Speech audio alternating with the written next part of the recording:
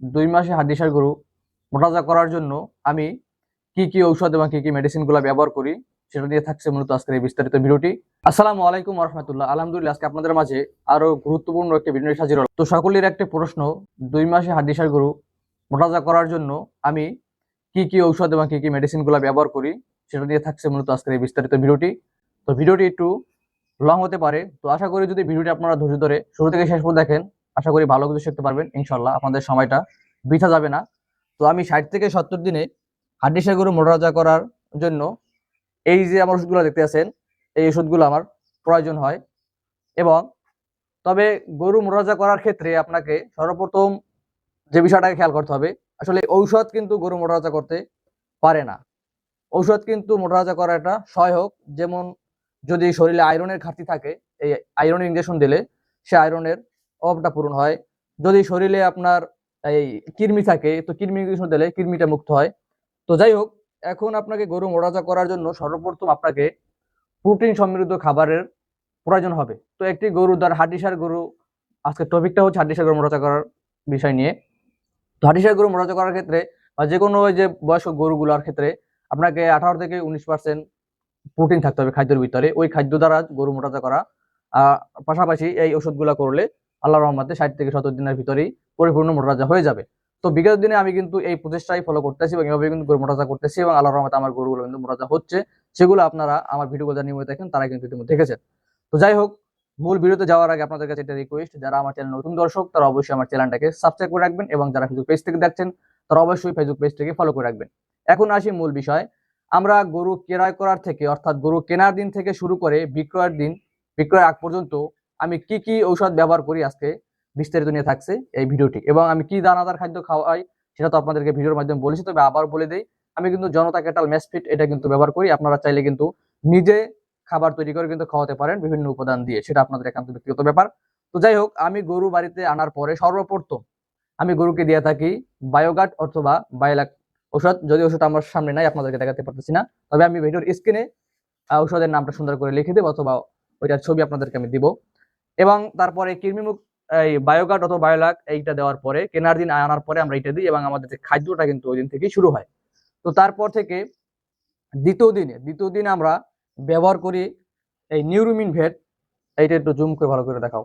এই নিউরোমিন ভেট যে ইনজেকশন আছে, আমরা কিন্তু এইটাকে ব্যবহার করি এবং সাথে ব্যবহার করি আপনার এডি3, রেনাসল এডি3, এটাকেও আমরা দেই। এই দুইটা একসাথে ব্যবহার করি গরু কেনার দ্বিতীয় দিন। এবং আপনার এর পরের দিন থেকে, অর্থাৎ মাঝখানে গ্যাপ দিয়ে পঞ্চম দিনে আমরা আবারও এই একই ডোজটাকে ব্যবহার করি। এই দুইটাকে আমরা পঞ্চম দিনে আবার দিয়ে থাকি। 7তম দিন থেকে আমরা কৃমিমুক্ত শুরু করি। কৃমির জন্য আমি ইনজেকশন ব্যবহার করি, এমেকটিন প্লাস যেটা আছে এটা। আপনারা চাইলে ট্যাবলেটও ব্যবহার করতে পারেন বা যেটা খুশি। আমি যেটা ব্যবহার করি সেটা আপনাদের কাছে বলতেছি, যদি ভালো লাগে আপনারা ব্যবহার করতে পারেন। তারপরে আমরা কৃমির জন্য ইনজেকশন দিয়ে থাকি।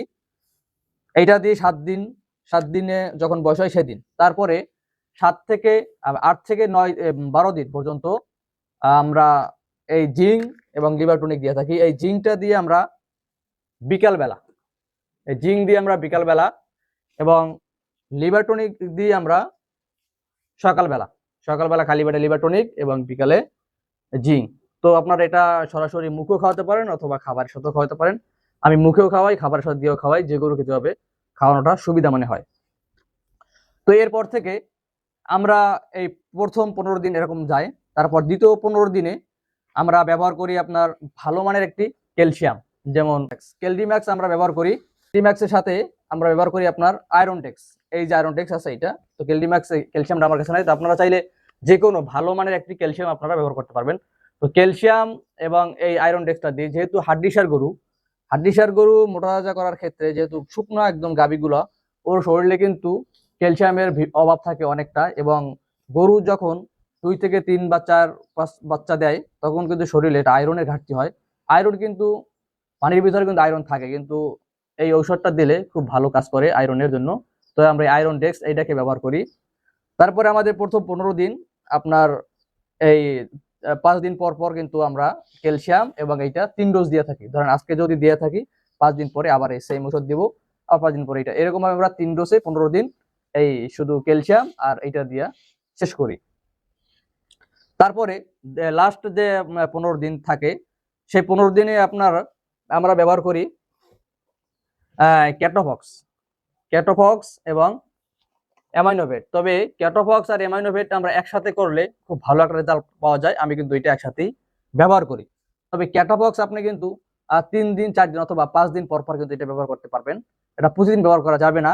আর এই যে অ্যামাইনোভেট প্লাস আছে, আপনি এইটা প্রতিদিন ব্যবহার করতে পারবেন। তো আমরা সেটা করি না। সেক্ষেত্রে আমি যেটা করি, আমি এই দুইটাকে একসাথে দেই। 3 দিন পর অথবা 4 দিন পরে এই দুইটাকে আবার দেই। মোট 3 ডোজ দেই।